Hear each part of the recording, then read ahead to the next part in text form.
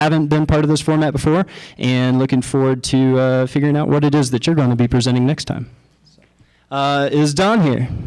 Hey, Don, good to see you. Excellent, nice to meet you. Absolutely, here you are.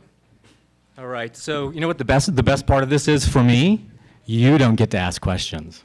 All right, so I feel like I have to start with a disclaimer. I do not know what will happen in the next 5 minutes, and I certainly cannot control anything that you do, whether it be bodily functions, like throwing things or whatever. So I'm here today to talk about the Zen of Twitter.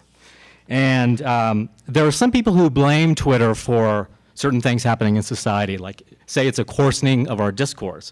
But I have a different view, and I'm asking for you to take a step back and to think about it differently today. So what happened while you were sleeping? A very large blue bird came and laid a very large blue egg. Some of us are trying to make an omelet of that, and that is Twitter. There are 68 million tweets sent a day, about 190 monthly users. The first concept I want to talk about relating Zen and Twitter is the concept of now. This is a tweet cloud that represents what was going on Twitter at that particular time, that moment. Go back another time and it would look very different. This is a view of Twitter from TweetDeck, which is a way to access Twitter. And it's kind of like going to a party and going from group to group and changing discussions all within a couple of minutes. And it's all about now. It's not about the past or whatever people tweeted yesterday or the day before. 2, self-discipline. 140 characters is brutal if you're a writer. Think about it. You've got to use every word extremely well. But you can do a lot in 140 characters. For example, if Abe Lincoln were tweeting today, this tweeter is a real tweeter. This piece is from the Emancipation Proclamation, exactly 140 characters. He could have freed the slaves in 140 characters. Number 3, simplicity. You have to use your words extremely wisely when you're on Twitter, when you only have 140 words.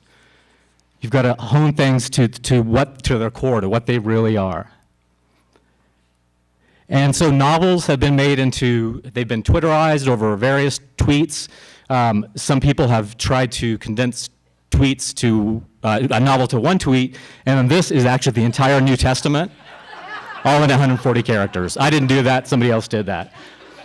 Number 4, the next concept is what's called Kinsho, which is a moment of realization. We've all had those moments where we're like, oh, that's why I do this, or that's why she does that.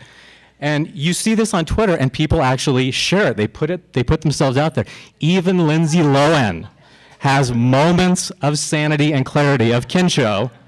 And I actually learned from this tweet. You know, maybe her manager did it, but maybe she did it. And she's facing the consequences. Number 5, a river runs through it. I couldn't think of a word that was has the qualities of a river, but it flows, it changes, it's sort of random. And I forgot what else I was going to say on this slide, but the next slide. Okay, so if you pour a gallon of milk into a river, somebody downstream might get a portion of that milk if they took water out of the river, or they might not. It's a good thing to think about, what are you drinking in Twitter? Are you pissing in somebody else's stream? Is your stream dry? Okay, number 6, and one of the final concepts is the concept of community. Twitter has this amazing way of connecting people. And as one Zen philosopher said, we are hurt with people, so we heal with people as well. And if you look at the kinds of people that I've met and engaged on Twitter, they range from some guy who is all about emergency management planning, not really my cup of tea, to CEOs, religious political leaders, foodies, you have it. Finally, the last concept is letting go of the controls.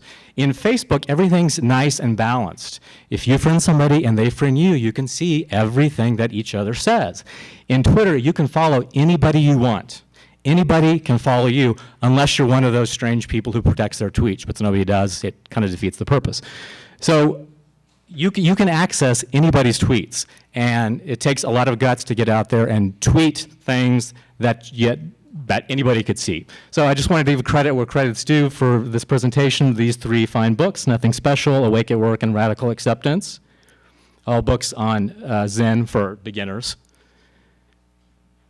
And then finally, I wanted to leave you with one thought, which is that what matters isn't the parameters of what we deal with, it's the content that we put in it. And pretty much, if you can make Twitter into a Zen concept, you can pretty much make anything into a Zen concept. So follow me at Don Brown. Thanks, I appreciate it.